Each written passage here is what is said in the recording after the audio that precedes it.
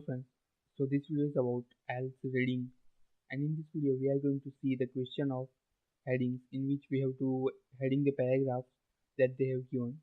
So without wasting any time, let's get started. Firstly, as you can see here, I have questions on the small window, and I have arranged this because I don't have to scroll down up to the last to see the question. And so let's get started. First, I just going to put it down like this. Okay, and first we have paragraphs 1 to A, B, C, D, and we have to heading them. So they have given list of headings, so we have to choose one. So let's read the first paragraph here. The history of human civilization is entwined with the history of ways we have learned to manipulate water resources. As towns gradually expanded, water was brought from increasingly remote sources, leading to sophisticated engineering efforts such as dams and aqueducts. At the time of Roman Empire, nine major systems with an innovative layout of pipes and well-built sewers supplied the occupants of Rome with as much water per person as is provided in many parts of industrial world today. So this paragraph is about history. As we can see, we can easily understand that this is all about history, like Roman Empire, what they have given to their citizens and all that. And let's see if we have any heading here about the history. So okay, just a little bit. Here we have first scientists call for a revision policy and expand what we use, how global challenge was managing environmental effects, the financial cost of recent technology, the relevance to health, addressing the concern over increasing and supplying a description of ancient water supply. So here we have history about Roman Empire. Like so, they have given a description of ancient water supply, how water is supplied in that time. So here we have our answer, first answer of paragraph A. So here I am just going to write the paragraph answer number here 11. Then okay, so here it is important that we just read the paragraph first and then see the list of headings so we don't get confused between the list of headings. If we have read it the paragraph firstly, we can easily find it.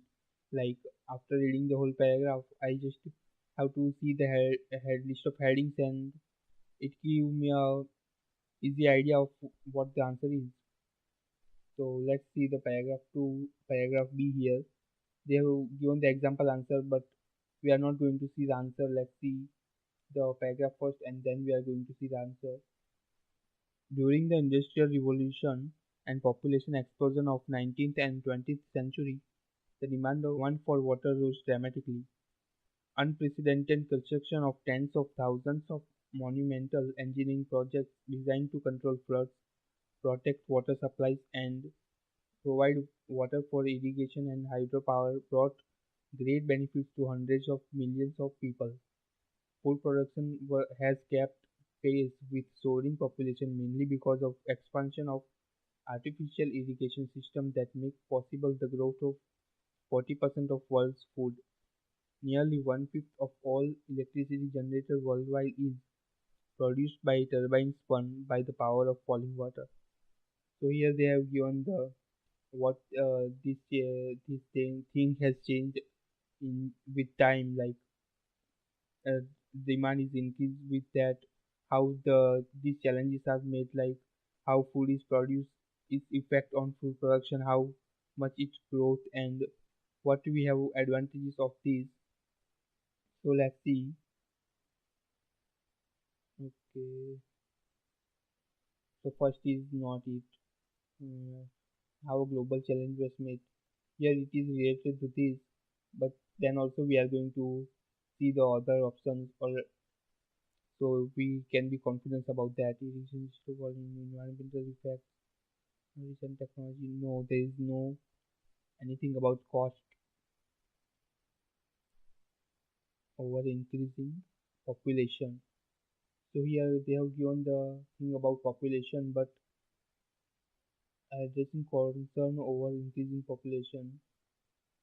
But here they have given the much about the how they it help us to challenge meet the global challenges like there is a population increase, but we have also increased the production of food. Then there is the increase in production of electricity. Then there is the design of that control floods and protect clean water supplies. So here are the advantages, and I think this is the answer because we have the things like how these things are happen and how it help us to make the challenges. So I think it's B. It's answer three. Okay, so it is a and in paragraph B we have answered number three. Then let's see the paragraph C. Okay, yet there is a dark side of this picture. So I think there is a disadvantages of this thing. Despite of progress, half of world's population still suffers with water services inferior to those available to the ancient Greeks and Romans. As the United Nations report on access to reiterated in November 2001, more than one more than 1 billion people lack access to clean drinking water. Some 2.5 million do not have adequate sanitation services. Preventable water-related diseases kill an estimated 10,000 to 20,000 children every day, and the latest evidence suggests that we are falling behind in efforts to solve this problem. So there are many problems like many people are not in access to clean drinking water, and there is many diseases that are killing children every day, about 10,000 to 20,000. So we have so let's check out the our headings and see if we can find any of the we have some ideas about the heading because we have read them once or twice, so we are going to find it easily, I think. So this is not it a scientist call an explanation. No, it is not global challenge reason for no environment. Here environmental effects can be related but not that much because they have not provided any effects on environment or anything like that. They have provided the effect on human being and also disease like so the financial no cost, the relevance to health. This is it, I think, because this is all about the health like diseases and people are not accessing clean drinking water. So it has to be which one? Seven. This is answer seven. Okay, now let's see paragraph D. Okay, let's read the paragraph D. The consequences of our water policies extend beyond jeopardizing human health. So these consequences are beyond human health. There are many disadvantages other than that. Tens of millions of people have been forced to move from their homes, often with little warning or compensation, to make way for the reservoirs behind them. So we can see many times people have to move from their houses because they are going to build some dams or other things. More than 20% of fresh freshwater fish species are now threatened or endangered because dams and water withdrawals have destroyed the free-falling river ecosystem where they thrive. So these are downsides like effects of these things on the sea species of fish, like 20% of endangered. Certain irrigation practices degraded soil quality and reduced agricultural productivity. Groundwater aquifers are being pumped down faster than they are naturally replenished in parts of India, China, the US, and elsewhere. The disputes over shared resources have led to violence and continue to raise local, national, and even international tensions. So nowadays we can see many disputes between countries for water resources like rivers or other things. and also there is a groundwater aquifers, and we are pumping more water than required in many countries. So let's see the headings, and I think I know the answer because I have already read it last time. Environmental effects. So these all are the environmental effects of these things, and what are the downsides to the environment by these policies by humans, and it is very easy to locate the answer. Now let's see. Okay, first I will write the answer. It's answer 5.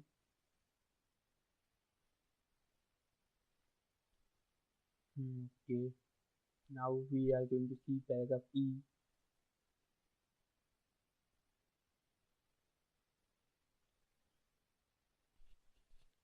At the outset of the new millennium, however, the way resources planners think about water is beginning to change.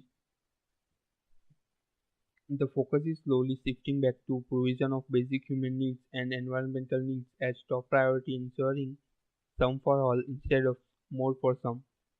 Some water experts are now demanding that existing infrastructure be used in smarter ways rather than building new facilities, which is increasingly considered the option of last, not first resort. This shift in philosophy has not been universally accepted, and it comes with strong opposition from some established water organizations. Nevertheless, it may be only way to address successfully the pressing problems of providing everyone with clean water to drink, adequate water to grow food, and live a life free from preventable water related illness.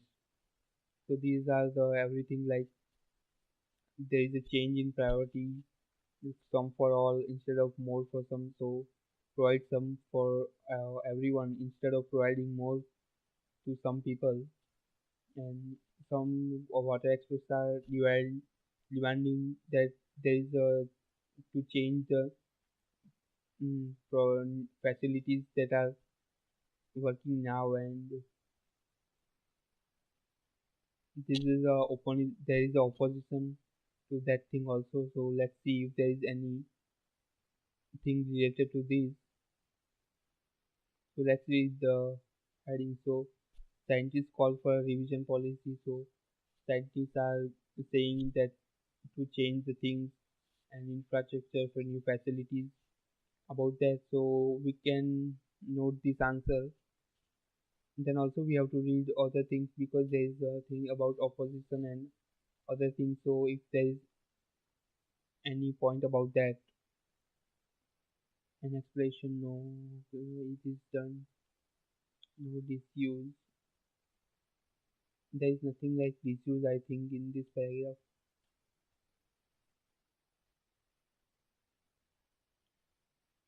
The financial cost, no revolutionary addressing over downward demand, the need to raise standards.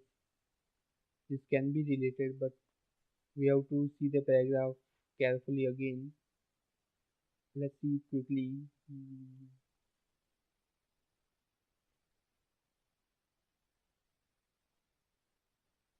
The focus is slowly shifting back. What else? So the experts are demanding that existing facilities used in smarter ways rather than building new facilities. So scientists are calling for revision policies. So I think this is the answer one. Okay, paragraph E, answer one.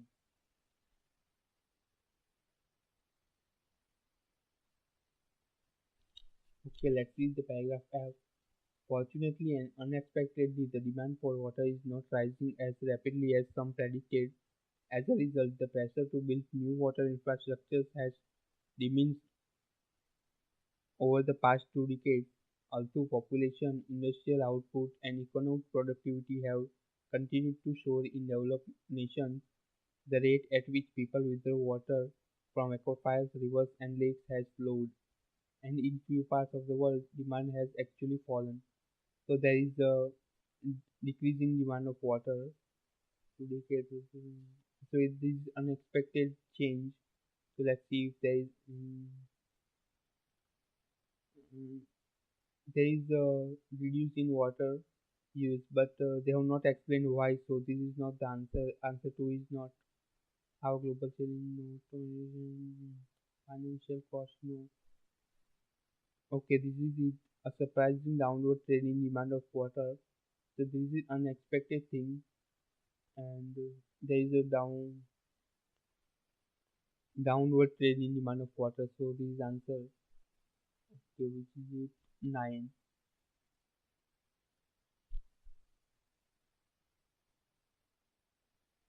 Okay, now paragraph G and H2 are left. Let's read the paragraph G. What explains this remarkable turn of events? So this paragraph is about this explain why this is happening, why this is there is a downward in water use. So this is very easy to locate the answer. This is it, an explanation for, but still we have to read the paragraph if there is anything else. We cannot say that because there can be a about the cost or anything. Two factors: people have figured out how to use water most efficiently, and communities are rethinking their priorities for water use.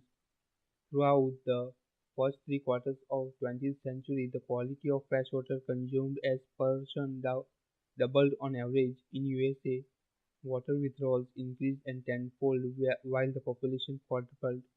But since 1980, the amount of water consumed per person has actually decreased, thanks to a range of new technologies that help to conserve water in homes and industry. In 1965, for instance, Japan used approximately 13 million gallons of water to produce 1 million of commercial output. By 1989, these have dropped to 3.5 million gallons, even accounting for inflation. Also, quadrupling of water productivity. In the USA, water withdrawals have fallen by more than 20% from their peak in 1980. So there is a reason they have explained because of new technology. Thanks to a range of new technologies, this is the reason. So other than that, they have not given any cost or anything, so we can easily locate the answer.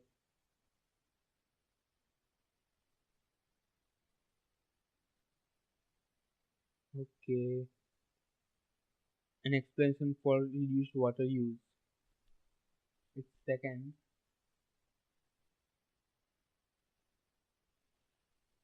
Okay, now last paragraph. On the other hand, dams, aqueducts, and other kinds of infrastructure will still have to be built, particularly in developing countries where basic human needs have not been met. But such projects must be built to higher specifications with more accountability to local people and their environment than in past. And even in regions where new projects seem warranted, we must find ways to meet demands with fewer resources, respecting ecological criteria and smaller budget. Okay, there is something about finance and ecology. We can see this answer, and okay, let's see others. Individual sharing, dependent. Okay, 6 and 10. One of them is the answer. Okay, let's see the paragraph again so we can be more confident about the answer. On the other hand, dams, exploration still have to build, so it is required to build them more in developing countries where we can build to higher specifications. So this is one clue, and with more and anyone in regions where new projects seem warranted, we must find ways to meet demands with fewer resources, respecting ecology criteria and smaller budget. So they are not saying that the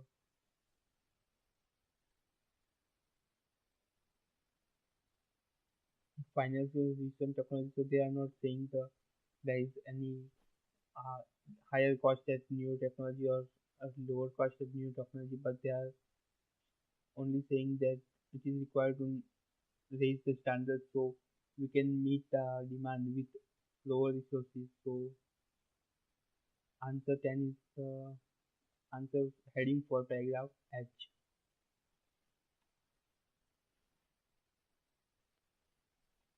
Okay, so we have finded all the answers. Now I am going to check the answers from the book.